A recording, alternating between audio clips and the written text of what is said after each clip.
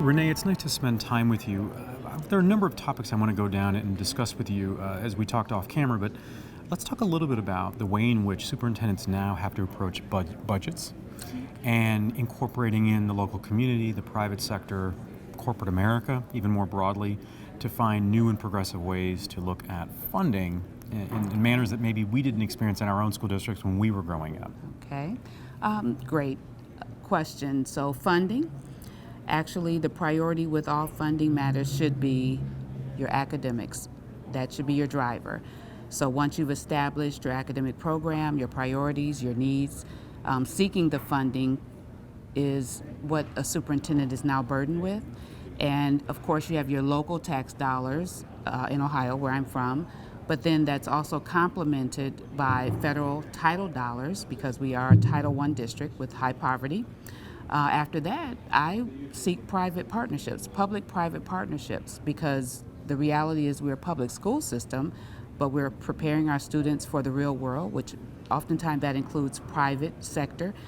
So private philanthropic grants, humanitarian gifts, all of that can help you. While that's not long-term sustainability, it could be the catalyst for some phenomenal programming that would be sustainable. Do you find, Renee, that you have to, in those efforts, be very mindful of the way in which you communicate those efforts or those objectives with the local community so that they have a sort of more well-rounded understanding of why you would be doing that as a district and how that arrangement or that partnership looks? Sure, because public school serves the public by which it's located. So our community's values, that's what we take into consideration when setting our budget.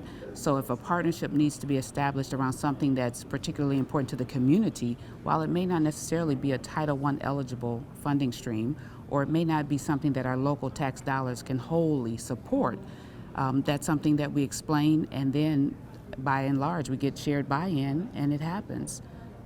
The challenge is finding the private funder, but that too happens too.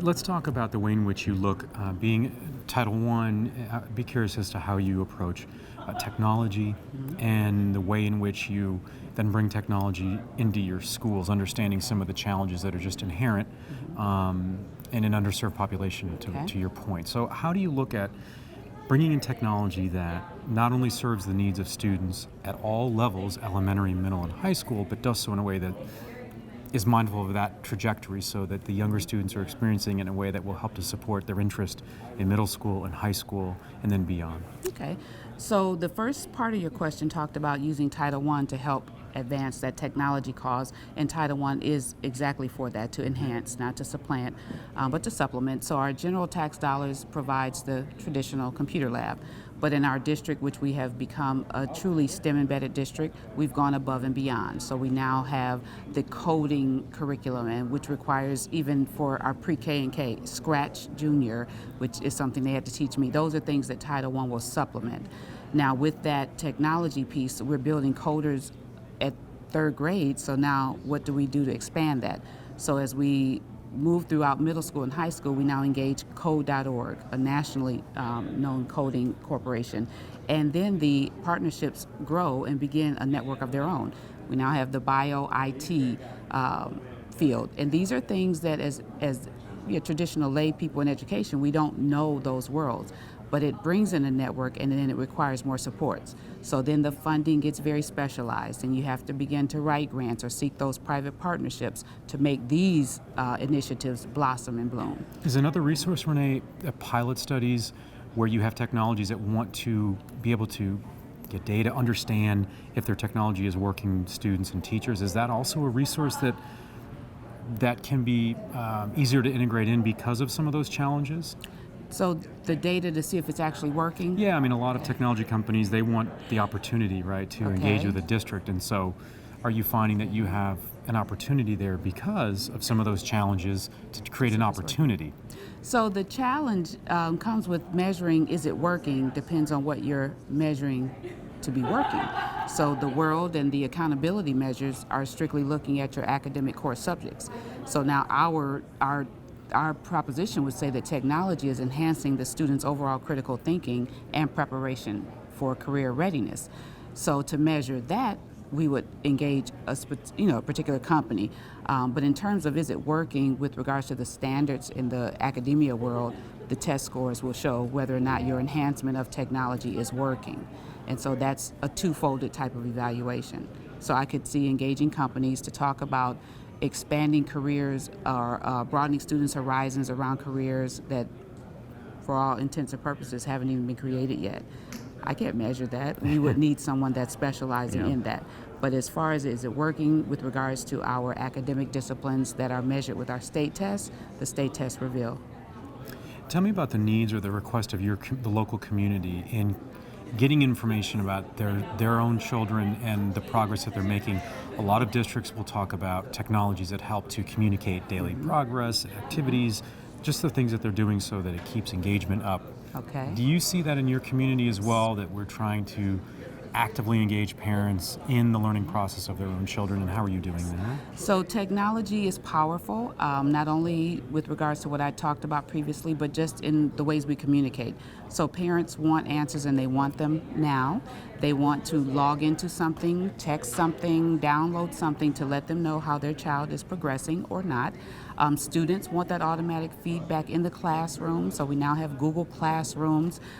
We have online grade books, attendance books by which parents can log in, I can log in, even the medical histories, everything is technologically driven and available. So we have to learn at a quick pace because that changes so rapidly. It's very ironic that even with the school nurse, just trying to get them to move from the school health records to everything is in the computer has been a quantum leap for a lot of educators that have been long-standing. So technology moves at a quick pace. Social media, by way of marketing your district, creating your own narrative, getting your story out there, is something that moves so rapidly.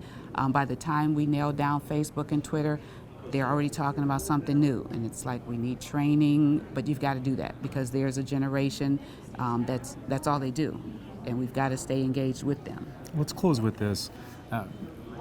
Where are you with, are we succeeding in diversifying our superintendent around the country? Are we seeing enough women of color? Are we seeing Latino are we seeing diversity that changes the model that is more representative of the communities that we are serving?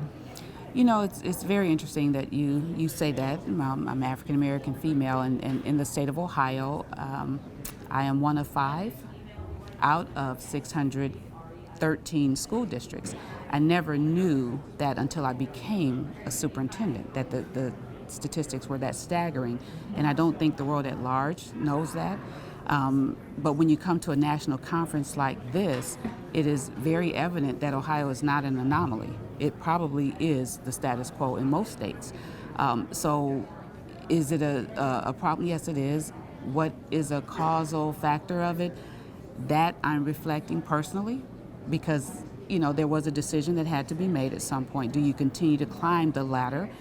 Even though your career is education, do you continue to climb the ladder, or do you stop at teacher or administrator, but do you seek that top CEO position? And I don't know, I'm still reflecting on this, but what I do know, it is a fact, and it's a fact that we don't hear much about.